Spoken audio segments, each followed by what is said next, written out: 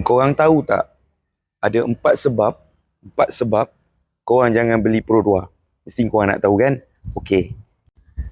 Yang pertama, minyak dia jimat.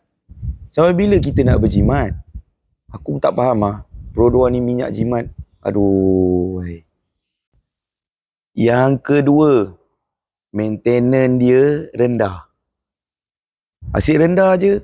Bila maintenance dia nak tinggi? Tak faham lah dengan Pro 2 ni. Yang ketiga, Pro 2 punya kereta, kalau kita jual balik, harga dia tinggi. Bila harga dia nak rendah? Asyik tinggi je harga dia. Aduh, kita jual balik pun harga tinggi. Tak faham lah. Yang keempat, aku pun tak faham. Semua produk Pro 2 muka dia handsome, rupa dia handsome, memang cantik. Bila dia nak buat yang tak cantik? Semuanya cantik-cantik. Inilah 4 sebabnya. Nak beli Pro 2, ingat Izzal Pro 2.